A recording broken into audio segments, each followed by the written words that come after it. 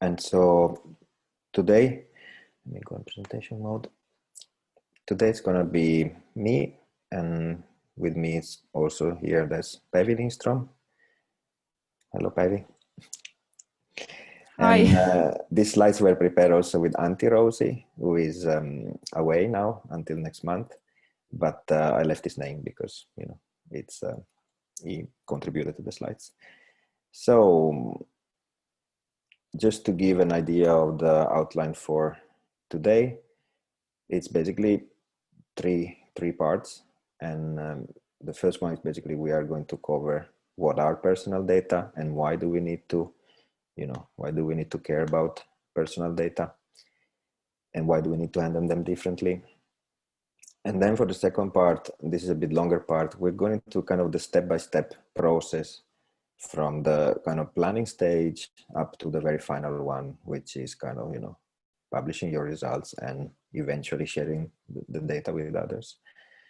And then we're gonna have some time at the end. If you have questions, of course, you can already ask questions on the chat, like Eva mentioned, but also, you know, at the end, you can also, we will stop recording so you can switch on your microphones and ask. So maybe let's start with the references.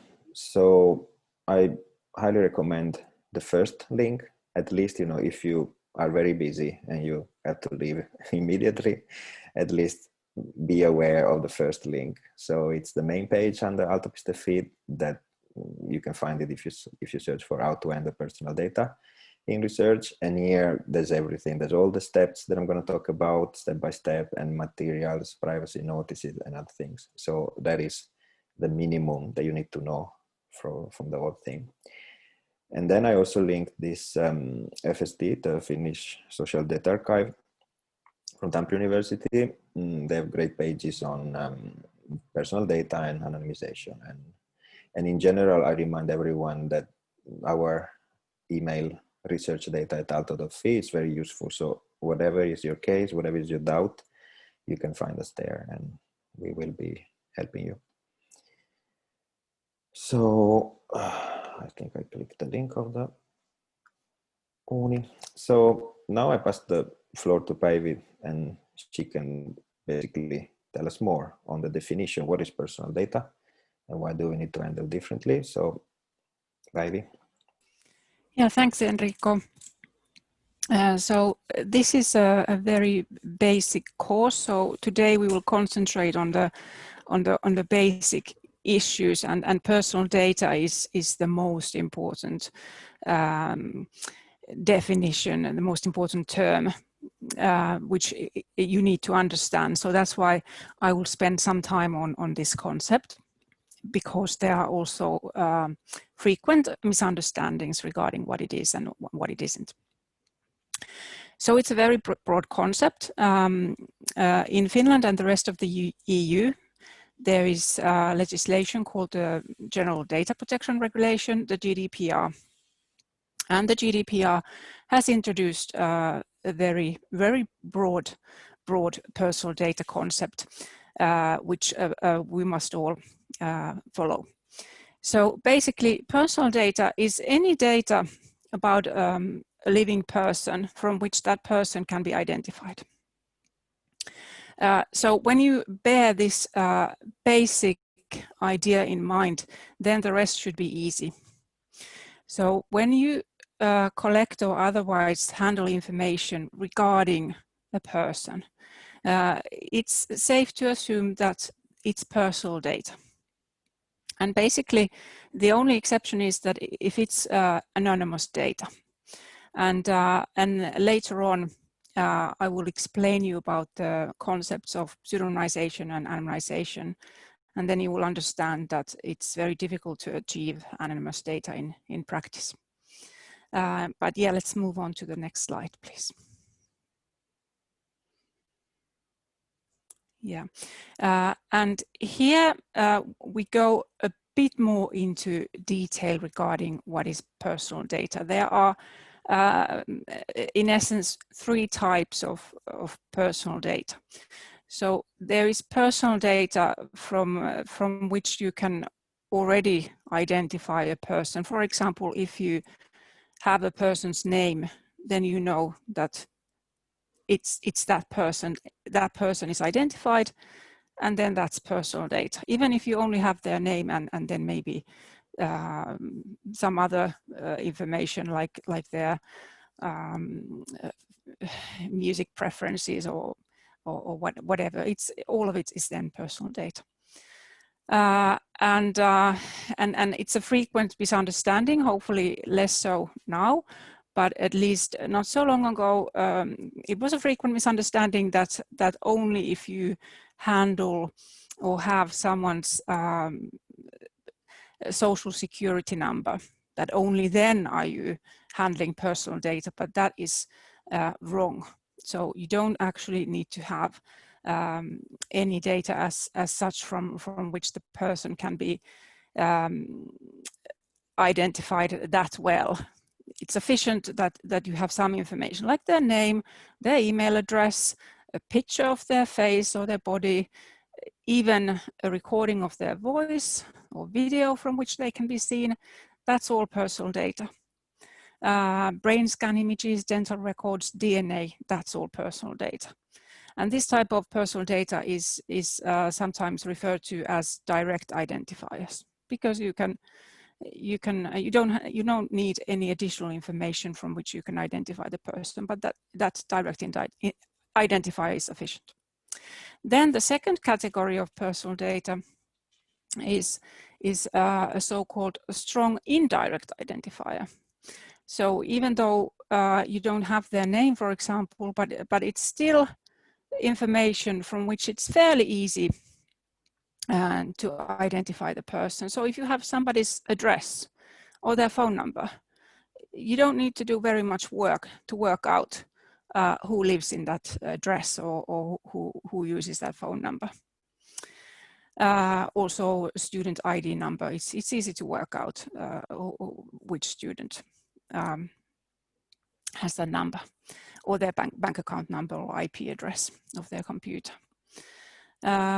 So it's very important to understand that personal data can be many types of data.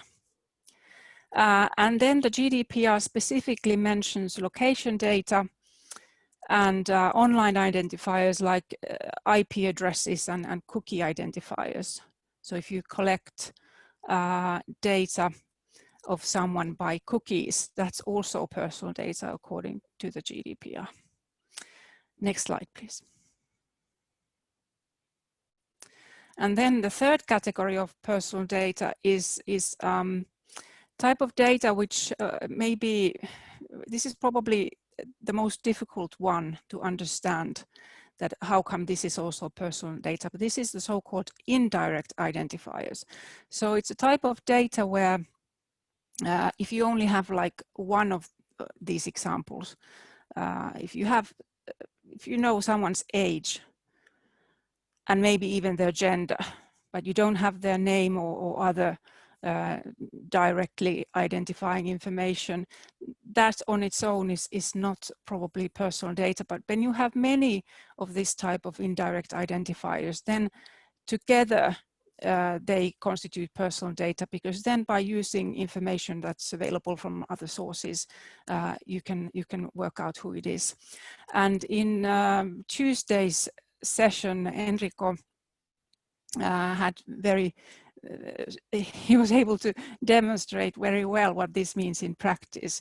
He referred to, I think it was an article in the Nature, where some researchers had established that you only need like 15 of certain types of indirect identifiers with which you can identify like 99.9% of the American population. So that included things like address and yeah. So this is the most difficult category to understand probably, but there it is. And then it's important to understand that if you hold direct identifiers, like you have somebody's name and then you interview them in your research, then also the answers to your questions, they are all personal data as well and need to be treated as such. So it's not just the direct directly identifying information, which is personal data, but everything that you hold of that person it's all personal data, and it needs to be treated as personal data and protected by data security, for example. Next slide, please.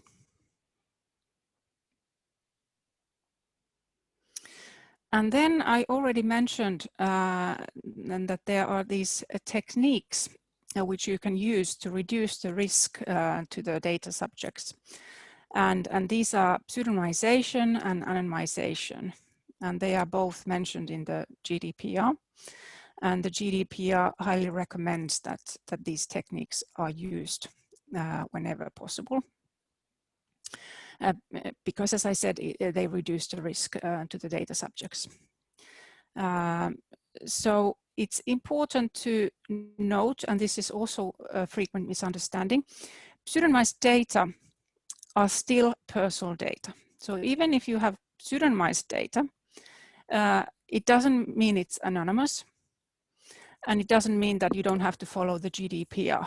On the contrary, pseudonymized data is personal data, and you need to follow all the requirements of the GDPR anyway. But it's just better for the data subjects that you have pseudonymized the data, and it's also easier for you to show that you are complying with the GDPR when you have pseudonymized the data. And later on, I will explain what is the difference between pseudonymization and anonymization. If you have anonymized the data, then the GDPR does not apply. Next slide, please.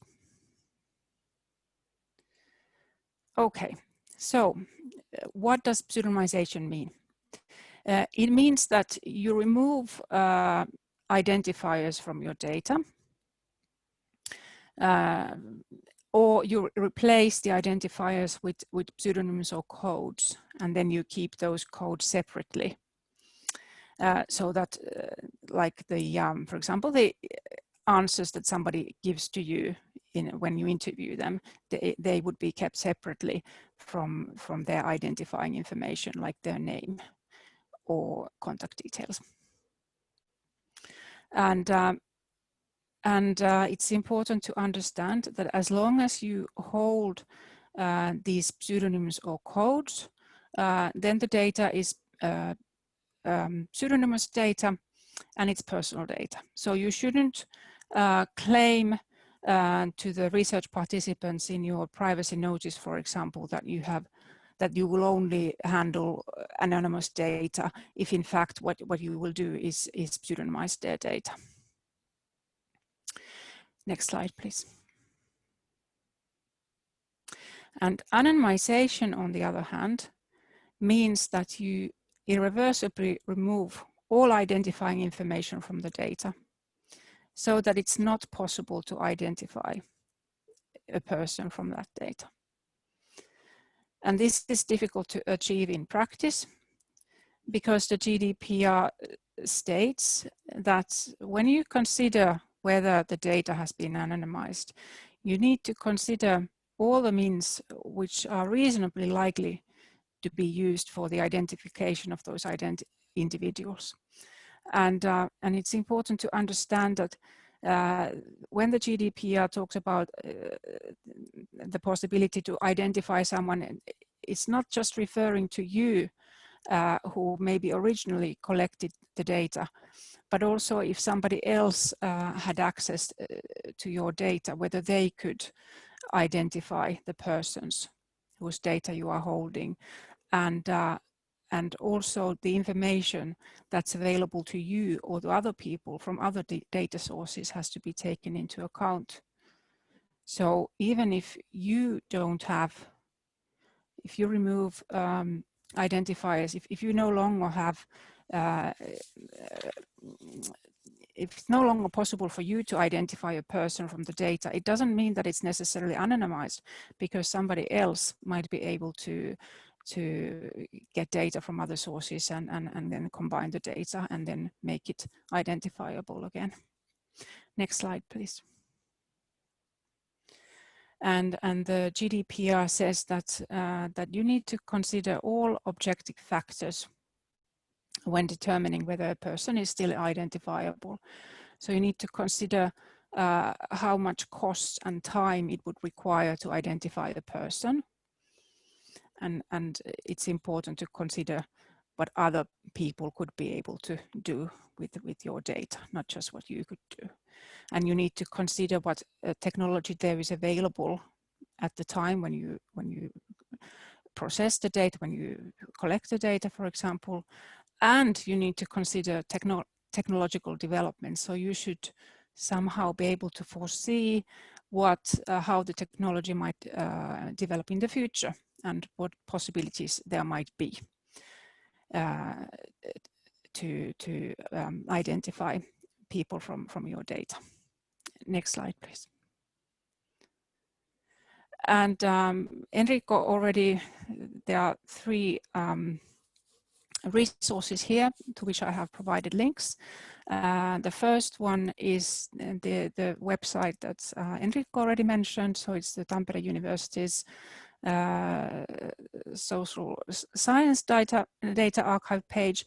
They have really excellent pages on personal data and on how to handle personal data. So it's really worth looking there as well if you want some really detailed information.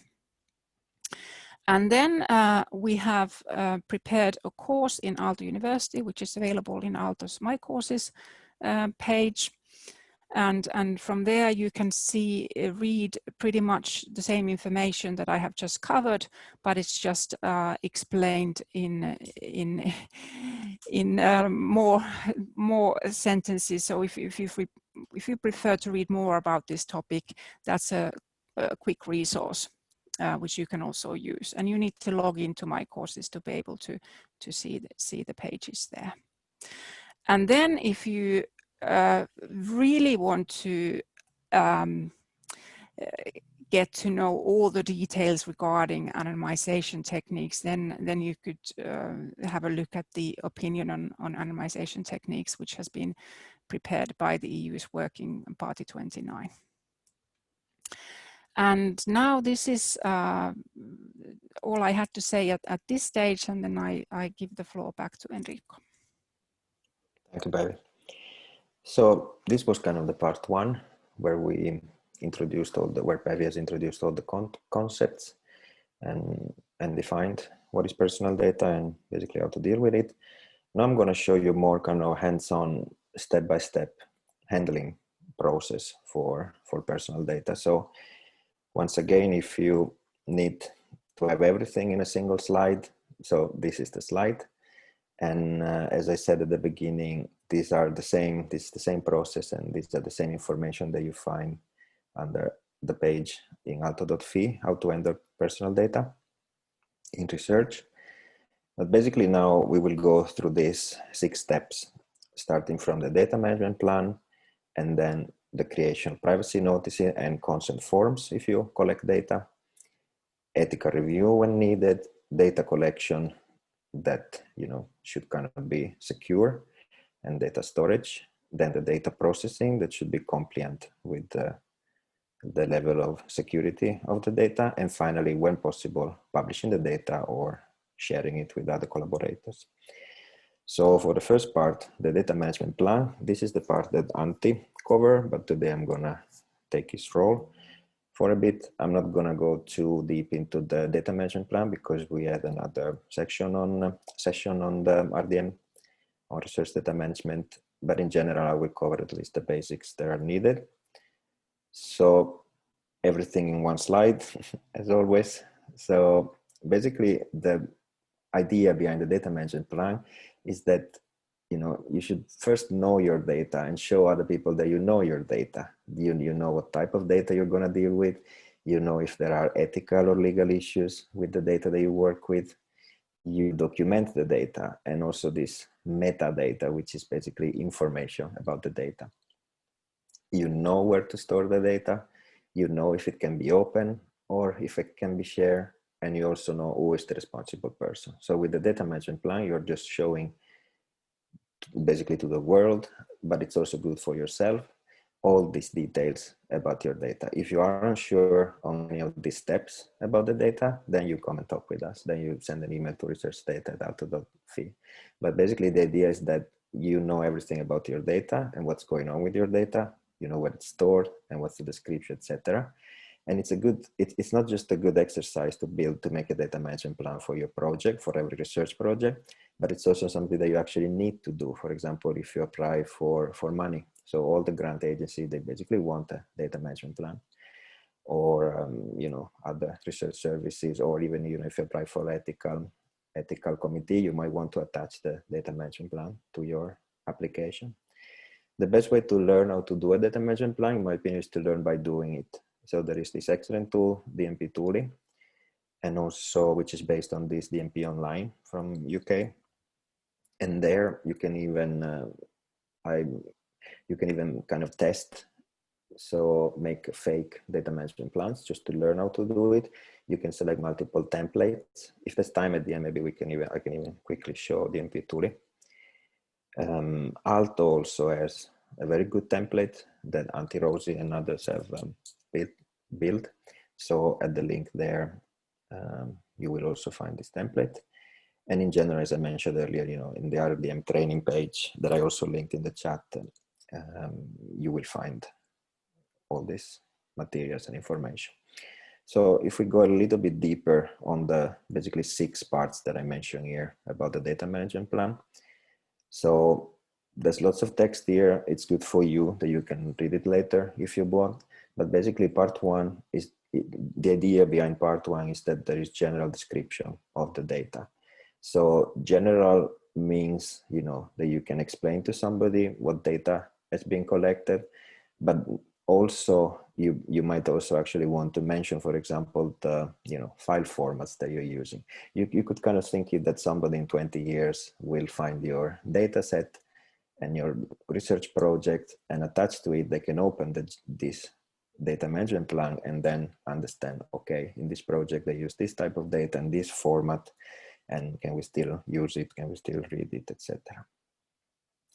Second part, for those, because here we're more talking about handling personal data in science and in research. So the second part will be more related, you know, if there are ethical issues and, you know, if there are legal issues, of course, with the, if you're handling personal data, even if it's pseudonymized personal data, you need to follow GDPR. And then I will talk later more about the ethical process at Aalto. If you know that basically your project needs ethical review, then you also need to mention it in this part of the data management plan. The data management plan, I put it at the first step because it's like you are planning the study, you're planning your project, and when you're ready with the plan, then you can start implementing all these legal requirements and ethical requirements, etc.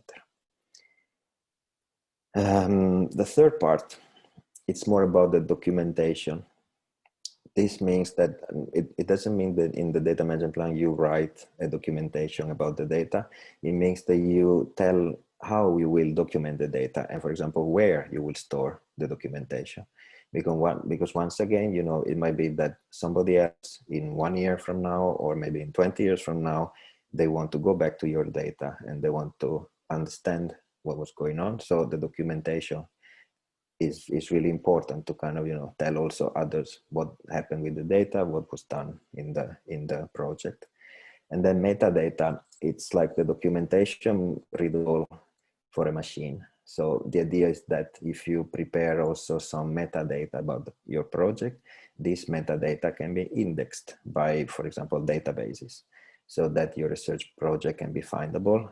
And then, you know, people will find it and maybe they will ask you, yes, I would like to, you know, reuse your data or build on top of your data. So there's more links and details here on these services, and you can check them later in the slide.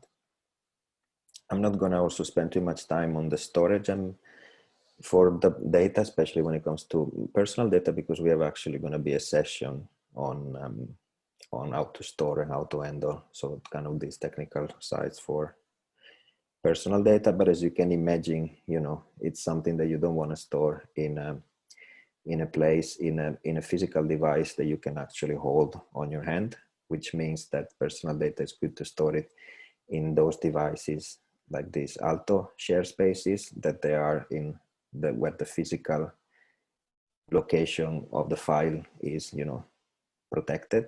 So no USB sticks, no phones or other things, which, well, phones is a bit controversial, but let's discuss it later eventually.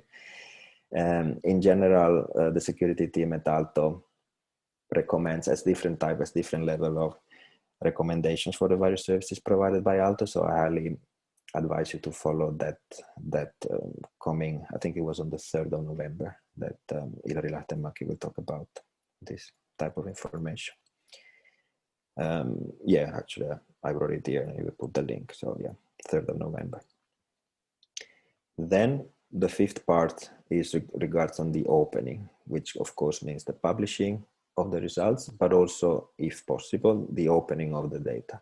So if you are certain that you can, for example, anonymize the personal data that you've been collecting, that you've been dealing with, then you can attach it to your paper, or you can share it in some services like here. It mentions Zenodo, for example. Things are a bit more complicated if the data is so-called pseudonymized. So then maybe, actually without the maybe, you shouldn't open it publicly, but then you can still make it available on request, on reasonable requests. And we would cover this towards the end.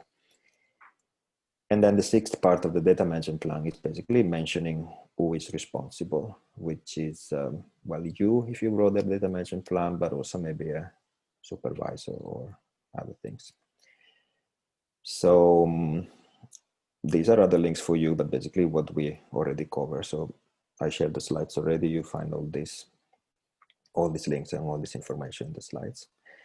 So then after part 1, we are ready. We have done the data management plan. Now we're ready to basically start following the data management plan. And the next thing to prepare is creation of privacy notice and consent form if you're collecting the data. So now I pass the stage to Päivi again, as she can talk more about privacy notices. And yeah, thanks, Enrico. So a very important requirement under the GDPR that you need to follow when you process personal data is you need to inform the data subjects about how you will process their personal data. And you do this by preparing a privacy notice. And on the privacy notice, you will give details of your processing and provide a legal basis. So there needs to be a legal basis. I will come back to that in a minute. And you need to inform the data subjects about which rights they have under the GDPR, so what they can do if they have any queries or worries. And you always need to prepare a privacy notice, regardless of where you get your personal data from. So if you collect personal data directly from the data subjects, for example, by interviewing them or measuring them or scanning their brain, then you need to follow the requirements under GDPR Article 13. And even if you have no direct contact with the data subject, so for example, you do register-based research and you will get personal data from a register, you still need to prepare a privacy notice. And here is a link to the pages of the Finnish Data Protection Ombudsman, and then there is a, if you want to read the list of the information which needs to be provided in either of these cases, you can go there. But you don't have to go to that link. You can just use the privacy notice template provided by Aalto University, and then following that template and filling in the details, then you will comply with the GDPR. Next slide, please. So as I said, Aalto has templates for privacy notices, and you can find the templates by going to the page to which the link was already provided. at the start of this presentation. Enrico showed you this link. So it's the how to handle personal data in research page, and there under section 6, there is a link to the privacy notice templates.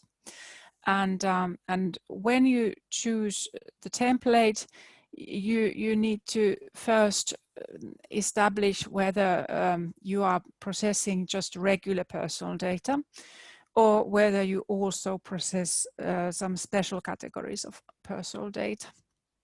And because the template, there is a different template for both scenarios, because the rights of the data subjects vary in these cases. So if it's just regular personal data, there are slightly different rights to the data subjects than if you also process special categories of personal data. And to be able to make the decision which template to choose, you need to understand what constitutes special categories of personal data. So both are personal data, both the so-called regular personal data and special categories of data, they are both personal data, but then there are more stringent requirements concerning the special categories of personal data. So these special categories include health data, and data from which someone's race or ethnic origin is revealed. People's political opinions are special category data. Their religious or philosophical beliefs are special category data. Their trade union membership is such data.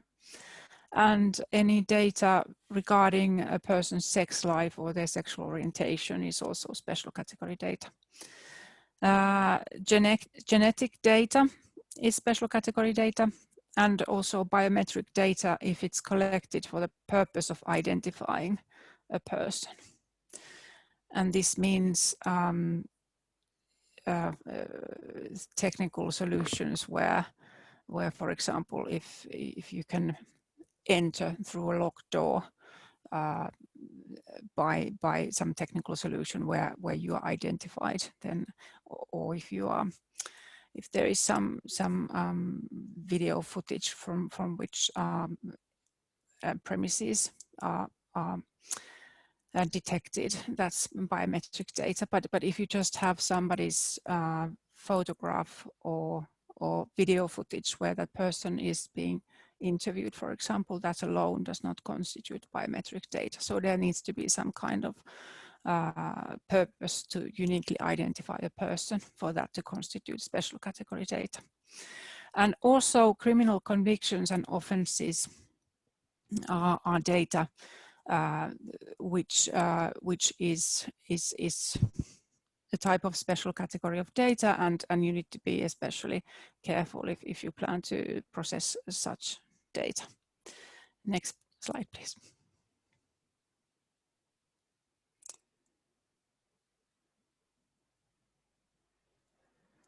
And then, as Enrico was already explaining, it's important to plan the life cycle of your data. So planning is the key. So before you start collecting any personal data, you need to plan what data you will collect and what you will do with it, and then you need to provide this information to the data subjects on the privacy notice. By the way, regarding the privacy notice, if you have a direct interaction with the research participant, then you should provide them with a privacy notice in person. So you need to give it to them, or send it to them, or email it to them. But if you have no direct contact with the data subject, so if you are, for example, processing registry data, then it may be that you don't have a possibility to inform them in person. You may not have their contact details, for example, or you may not even know who they are because the data might be pseudonymized. In that case, if it's not possible to inform them in person, then you need to publish your privacy notice. So you always need to prepare the privacy notice, even if you don't have any contact details to the data subjects or don't know who they are. You still need to prepare the privacy notice, and you need to publish it if there's no way to contact them directly. And Aalto University has a page, aalto.fi page, where there are privacy notices, and there is also a separate page for research projects privacy notices. So you can put your privacy notice there, or on your project's own web page, for example. So coming back to the planning of the life cycle of the data. So to be able to prepare the privacy notice, you need to plan these things that you can see on this slide. So you need to think about from which sources you will collect the data. Is it only the person, the research participant from whom you will collect the personal data, or do you use registers as well from which you collect data, for example? You need to identify those and explain that on the privacy notice. And then you need to identify, as already said, what type of personal data you collect. So if it's a special category of personal data that you collect, then that affects the template that you need to choose. And then you need to describe your research on the privacy notice. And if you want to be able to use the data also in further research, then what you can do is you can explain that the field of research where you will use the data in the future as well. So you should describe the research that you are planning to do now, and then explain, somehow define the research area or areas where the data is planned to be used in further research. Then you also need to explain who the controller of the personal data is. And controller is a rather technical term, and it may be difficult to understand what it means. But in most cases, if you carry out research in Aalto, in most cases the controller would be Aalto University, but there may be exceptions, and we will talk about that a bit later. And then you need to provide the legal basis for processing of the data. And in research, you can generally rely on public interest as your legal basis.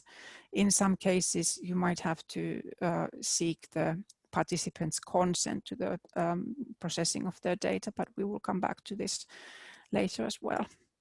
And then you need to prepare a plan if you plan to share the data with anyone outside of Aalto. For example, if you have research partners, will you share some personal data with them? And you also need to consider whether you plan to transfer data outside of the EU. This also needs to be informed on the privacy notice. And then very importantly, you need to plan how long you will store the data and when you will destroy the data when it's no longer needed. And also you need to consider whether you will pseudonymize the data at some point, and then you need to explain on the privacy notice when this will take place.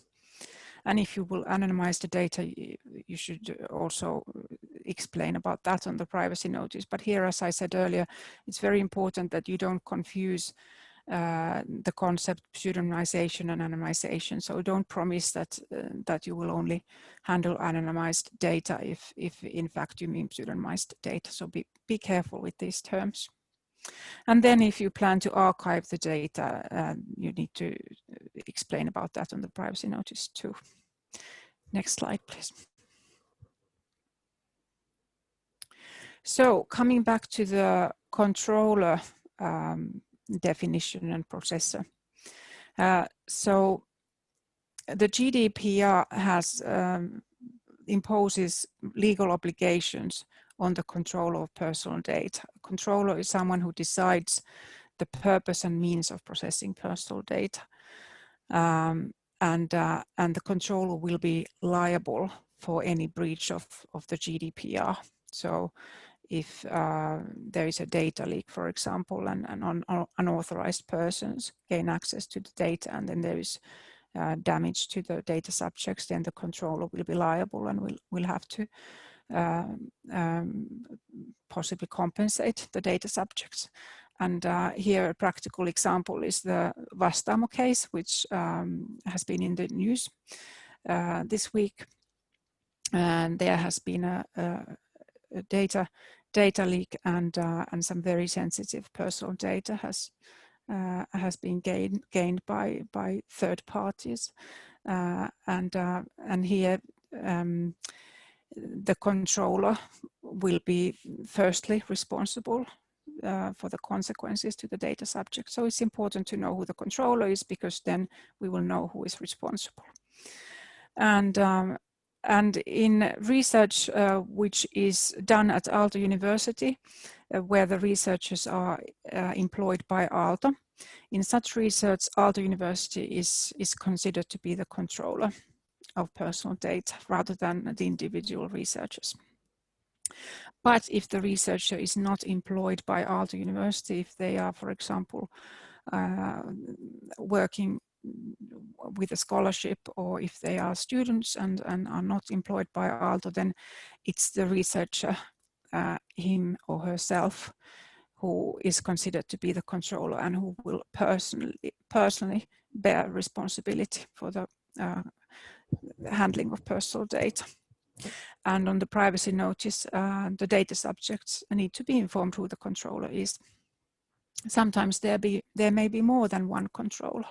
For example, if and there is Aalto doing research, and then a student who's not employed by Aalto, and if they both use the data for their own purposes, then there might be two controllers, and both controllers' names need to be explained on the privacy notice.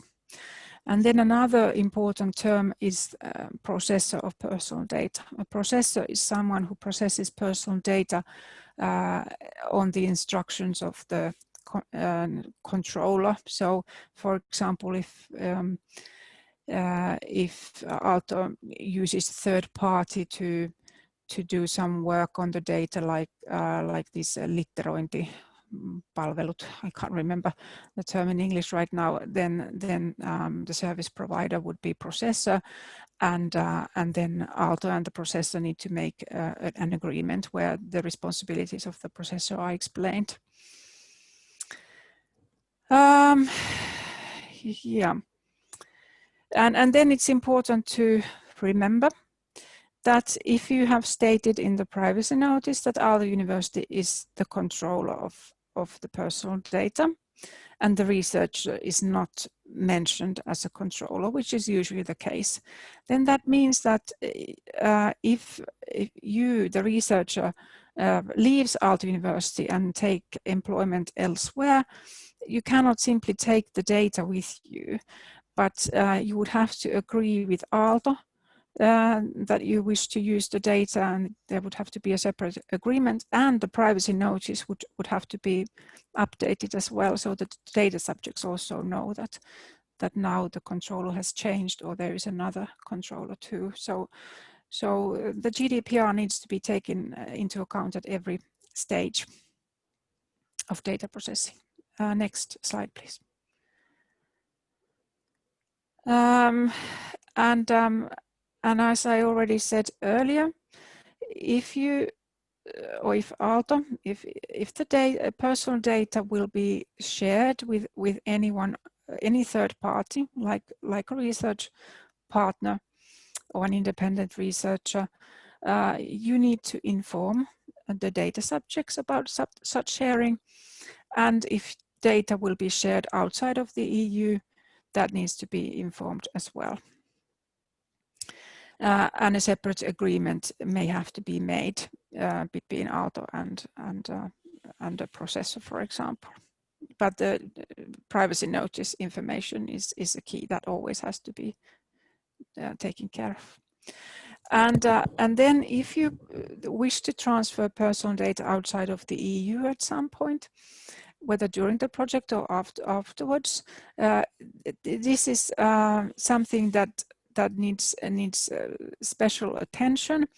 The GDP requires that in addition to the privacy notice, which informs about the data transfer, there needs to be some separate legal protection, which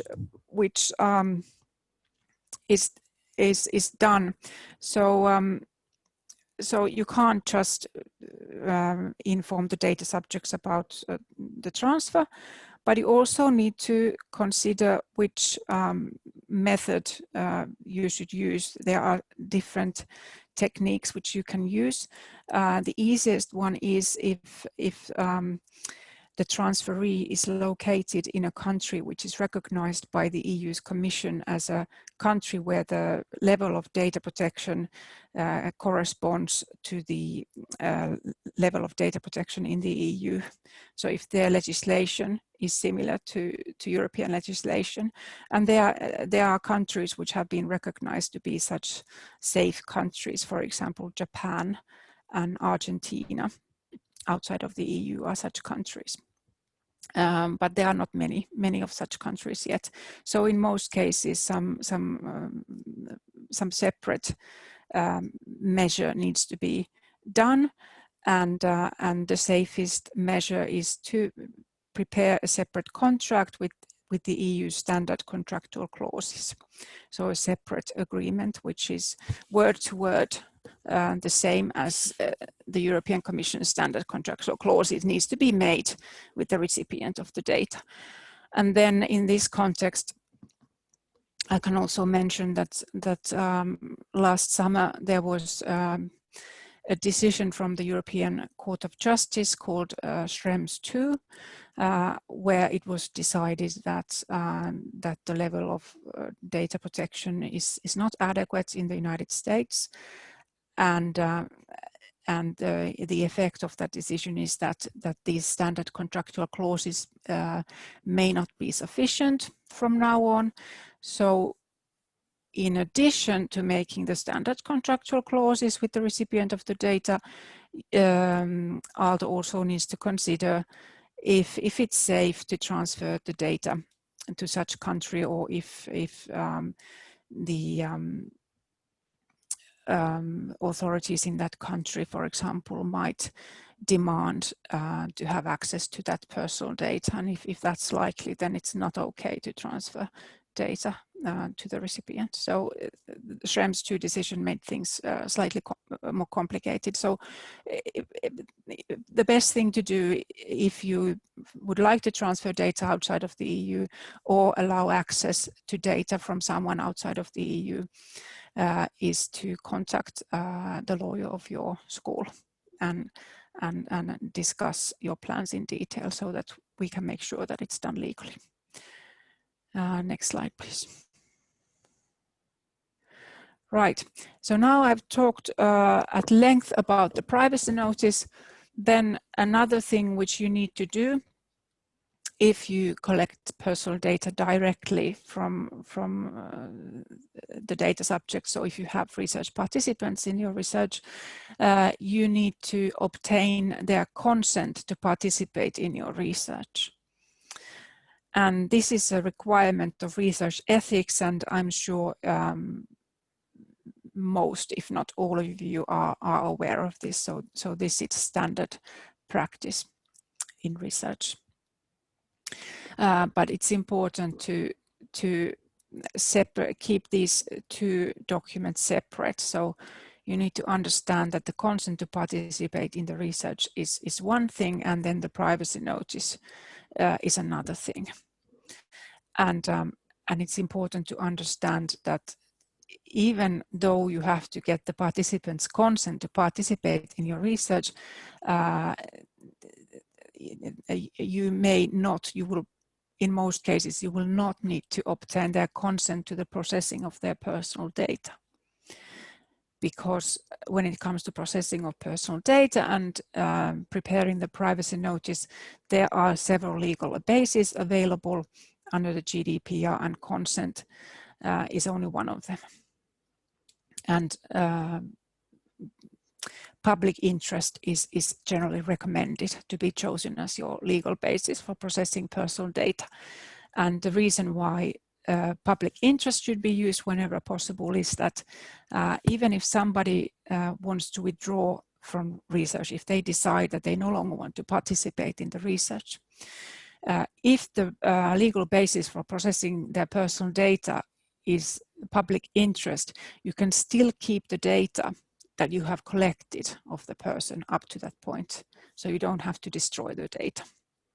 But if the legal basis for processing the personal data was consent, then the effect that somebody wants to withdraw from your research means that you also have to destroy their data, because you no longer have a legal basis for processing their personal data. So these are important to understand and keep separate. Next slide, please. Okay, that's all. Thank you, Päivi. I see some interesting questions in the chat. We will address them at the end. So we continue with the step-by-step process. And so now we have a data management plan. We have prepared the privacy notice and the consent forms based, for example, on the templates that we have at Aalto.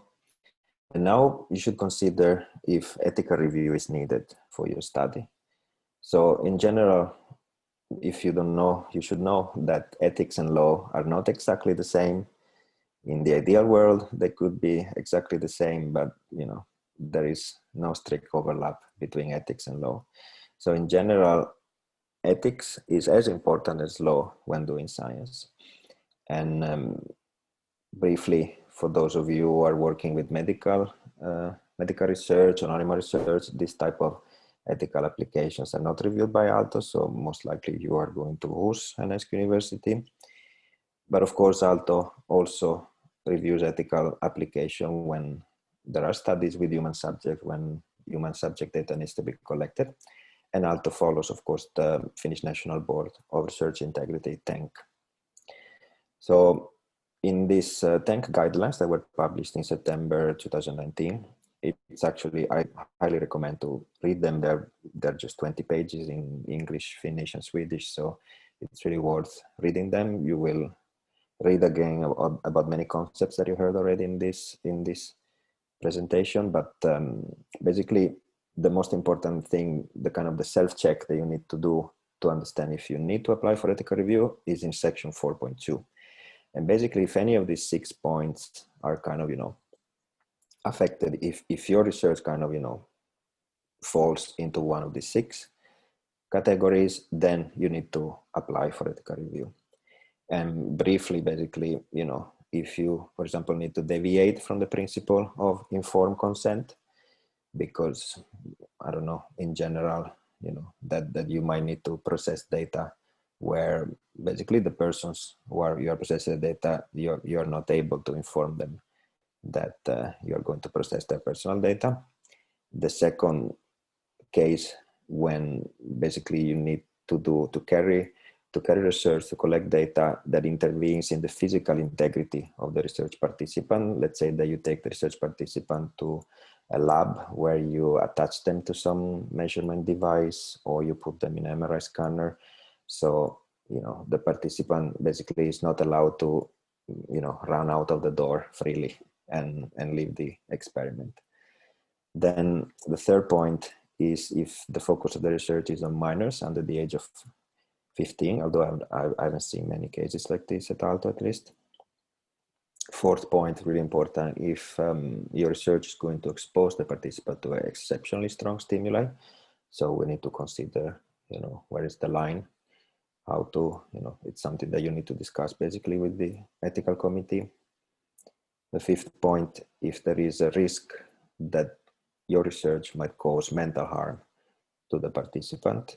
So, for example, that they get exposed to something that would exceed the limit of their normal, daily life of what could be experienced as a mental harm, or if the harm can also be, affected, say, the family members or people close to them.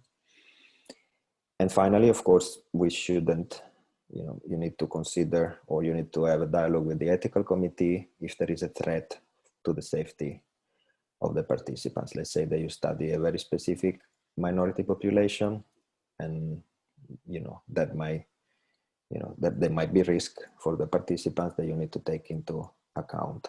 So that you need to discuss this with the ethical committee. In general, the ethical process at Aalto is well documented in aalto.fi. You can find the links on this page.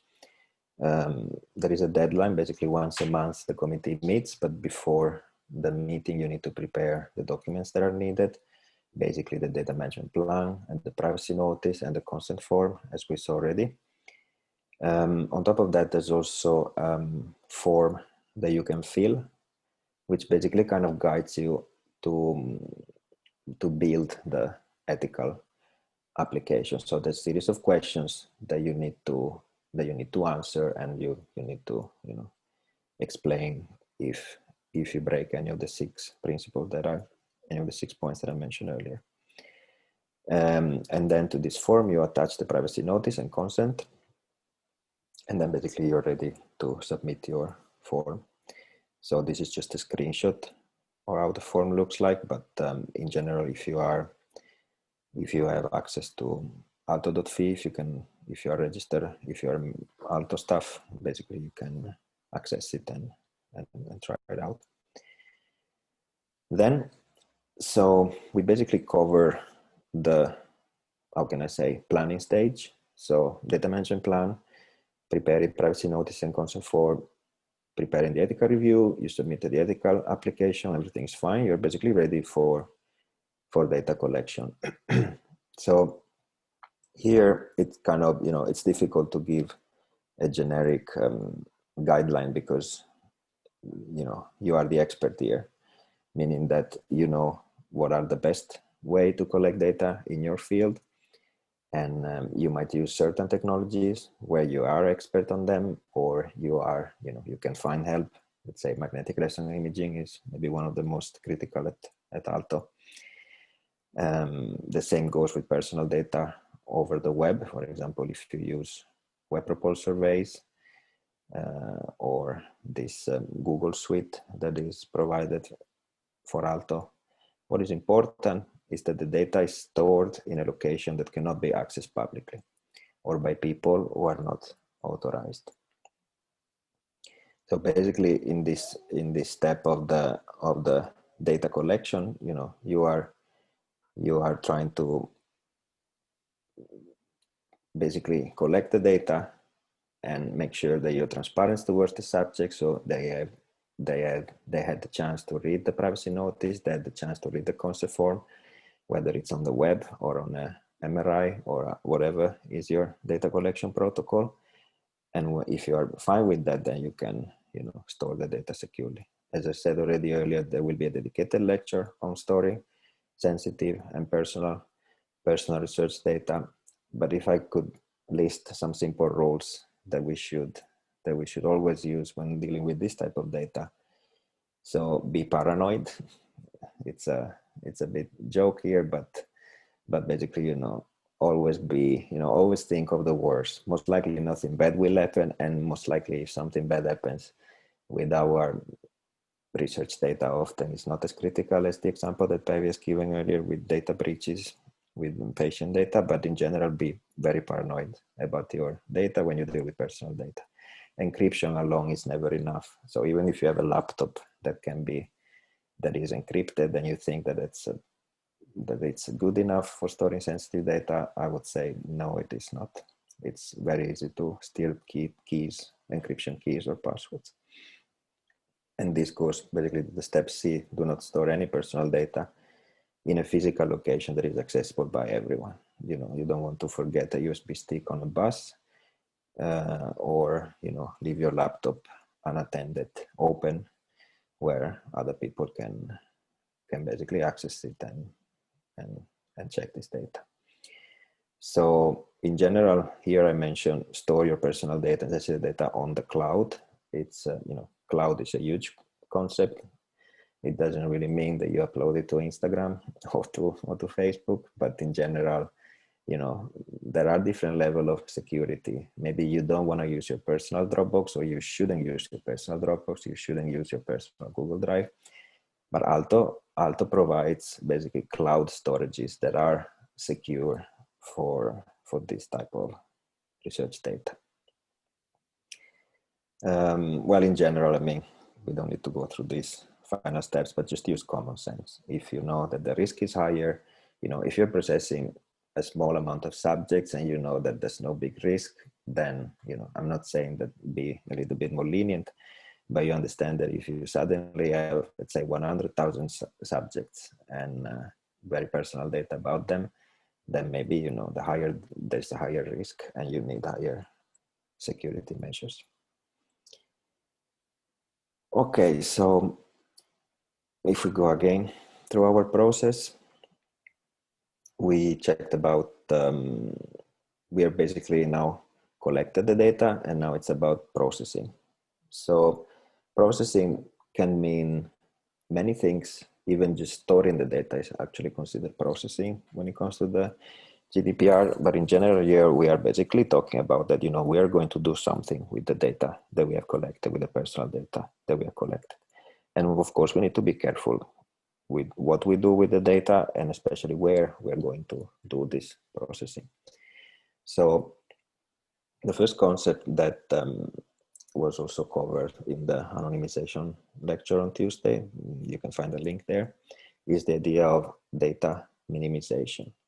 So briefly here, the main idea behind data minimization, which is like anonymization or better pseudonymization, is it that it's basically if you do not need a certain personal data type, then remove it from your data. So if, for example, you collected some medical data and you still have the name and the surname and the email address and maybe even the phone number of the subject that you have collected, you can still look at, let's say, incidental findings. If you notice that you know, maybe this person should visit a doctor, you can still communicate with the subject. But then once you're done with this screening and checks, you are basically ready to remove the name and the surname from the data. So if there is any personal data type that is not related to your research, that you're not going to need, that you don't have a reason for keeping it, then just remove it. These techniques for data minimization, I explained them better with more details on the lesson from last Tuesday, but basically, once again, you are the expert here. You know your field, maybe you deal with, I don't know, specific questionnaires or specific registry data or sometimes of medical images. There are different ways of basically removing these indirect identifiers that we mentioned earlier. And of course, if you're unsure, we're always here to help. We can start a discussion and basically find out what is the state of the art in your field. And finally, as it can relate to the minimization, do not collect and keep everything forever just because you never know. So in general, this might also be related to questionable research practices that, you know, it's like harking, which it basically means the hypothesis after the results are known. Unless you clearly state that your purpose is exploratory and you need to collect as much data as possible from your subject because you have clearly stated that you want to explore hypotheses. Otherwise, if you clearly have a strong hypothesis, then you need to only collect the data that are needed for that hypothesis. Basically, I mean, long story short, you need to be transparent with the subject. You need to tell the person that is taking the time to donate their data to you. What do you want to do with their data, and why do you want to keep the data, and how long you want to keep it for? So this is, for example, in the case of so-called background variables. This is a table from the link that you see in the bottom. So basically, there's kind of the anonymization method or pseudo-anonymization, because we can still call it pseudo-anonymization because with a handful of these elements, you might still re-identify somebody. But basically, the rule is quite simple, that with direct identifiers, they get completely removed. So no direct identifiers stored anywhere after you've done all your checks and all your tests. And then in general, you know, when possible, you remove also the strong indirect identifier and try to kind of anonymize or, you know, categorize or generalize the indirect identifiers. Of course, I'm not saying that minimization or anonymization is a rule. If you really need to keep the name and the surname of the person because you plan to contact them in 1 year or in 5 years or in 10 years, you just need to be transparent. GDPR doesn't block you from doing this. You are allowed to, to store this, even the direct identifiers. You just need to maybe have an extra level of security and an extra level of care with your data if you plan for, let's say a longitudinal study that will last for many years. And then at this stage, we are kind of done with the so-called data pre-processing. So we have minimized the data and check it and quality control it. Now you're ready to work with the data, whether you are doing qualitative research, maybe you need to screen the interviews of what the people have written, or maybe you are working with quantitative research, you need to analyze the time series or the brain images or whatever data you've been collected. So the best way is that the processing, meaning that the computing, this actual working with the data is not going to happen locally. So there are different workflows that we recommend at Aalto. There's a page link there under Aalto Scientific Computing on what types of workflow you can use. If you never, the most simple one is this VDI that I linked there. If you never tested it, I highly recommend later to just click on vdi.aalto.fi and start the session. What basically means is that through the web browser over an encrypted internet connection, you get an access to a machine that is at Aalto, that it's in the Aalto network. So whatever happens in that machine stay in the Aalto network. From there, you are able to see the sensitive data. You can open Word and start annotating your data or run scripts that need to process the data.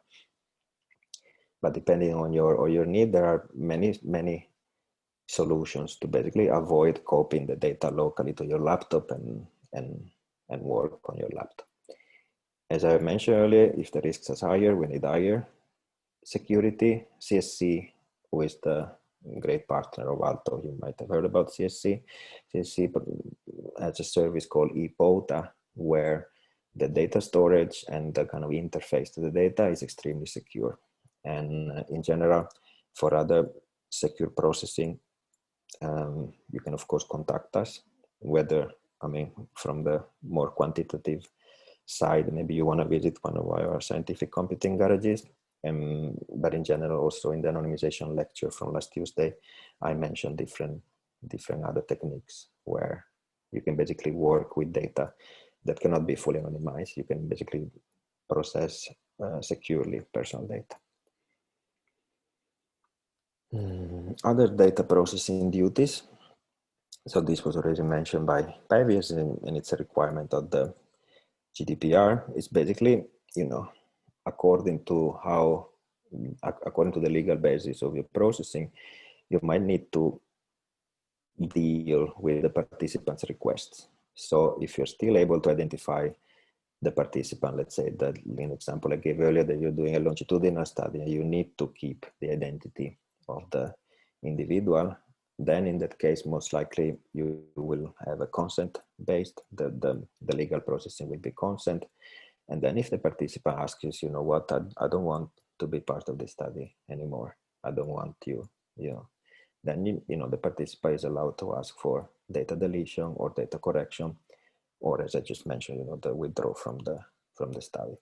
It is possible to deviate from some of the subject rights. For example, if you're not processing special category or personal data, and let's say that the legal basis is not consent, but is public interest, like Päivi mentioned earlier. So this is something that you can basically express in the ethical application. There is a template that it's linked here.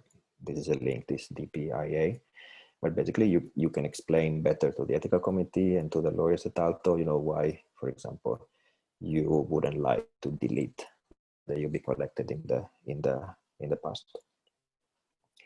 And then, as I mentioned this earlier, there are other duties when it comes with data that you are collecting. If you the so-called incidental findings. Let's say that you collect health data and you notice something anomalous with the health of the person that you are working with your data subject, then it's your kind of duty, ethical duty to, you know, basically tell the person that maybe they should visit a doctor, or, you know, there are always medical experts at Aalto for those who work, for example, in the neuroimaging. They know that there is a doctor that they can consult and these type of things. But of course, incidental findings from ethics point of view can be anything. You might just have a questionnaire with open question and the person is revealing something, you know, that might be something that, you know, an information that is extremely sensitive, a criminal information. So then it's good to escalate the process and talk with the lawyers and pass, you know, continue with that kind of process. All right, so this is the last step of the process, which is the personal data handling. It's not exactly the last step, meaning that after publishing, we should also talk about archiving, but it's not as simple as that. I will talk more about archiving at the end. But in general, so you have now planned the data collection, collected the data, pre-processed the data, anonymized it or minimized it, processed it, generated some beautiful pictures and written some beautiful words. So of course you're now able to publish the data. So in general, if the data is personal data, which means even pseudonymized data with no direct identifier, you should not publish it openly, because you cannot predict the future risk for the individual that you are publishing. Basically, you shouldn't, it would be even also unethical to promise somebody, you know, don't worry, your data, nobody will ever find you from this data set. But then in future, with the future technology, the subject can be re-identified and this can cause harm to the subject. So the general rule is that even though in the United States and in other countries, they just publish pseudonymized data openly, that you can just start with a click, you can start downloading it. In my opinion, the GDPR wants to protect the subject. So it's maybe good that it is good that we should not publish open personal research data. But of course, we're allowed to give this data to other subjects, because part of the scientific processing is to show that your results are reproducible.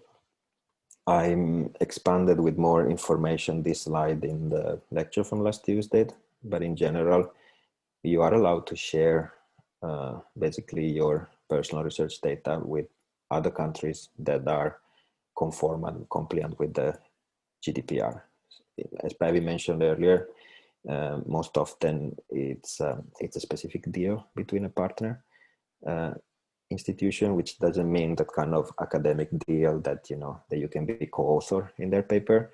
It's more like that, you know, once you agree that somebody else wants to reproduce your study, then you can, you know, how can I say, you can then basically pass the data to them. We also have solutions if you need to work together data with collaborators from other countries. Then you know, we have basically this type of solution, so that basically the collaborators can also access the same Aalto systems where your data is securely stored, and you can work together. When it comes to opening, or more like this open sharing, the process is not fully there yet, but in general, basically, you know, it's how can I say, you should basically be explicit to the subject in the moment where you collect the data that, you know, you're planning to reshare the data or reuse the data, secondary use of the data, because you might, you know, do more analysis in the future, something that maybe you don't already know. So it's ethically good to ask the subject that donates your data, you know, if you are allowed to reuse the data and do more. But in general, always remember of this ethical implication. We can discuss more about this. It's a kind of ongoing process, but if you are ready and if you want to share personal data with the research community, I'm very happy to help, and we are here to help you. All right, so we went through everything, so we're soon done for some questions. So maybe one thing that I should mention is that long-term archiving, it's still not yet established. I wrote it on this slide. So the idea is that with long-term archiving would be that you are, after this whole process, you are ready to kind of archive your data. Well, as mentioned earlier, maybe GDPR, or Levi can say something if I'm saying it wrong, but the idea would be that we are not allowed to indefinitely store personal data forever. But there are, of course, services, like if you think of biobanks or other data banks, where you can actually store this personal data and store in the long term. So I would say that this long-term archiving for personal data, we are not there yet, but there are different partners, different parties that are working on this issue according to your field. So in general, once again, if you're planning to store your data, your personal data for 20 years or more, if you really think that it's worth doing that, we can point you to the right person to talk with in Finland. Okay, basically this was it. So maybe we could stop the recording now and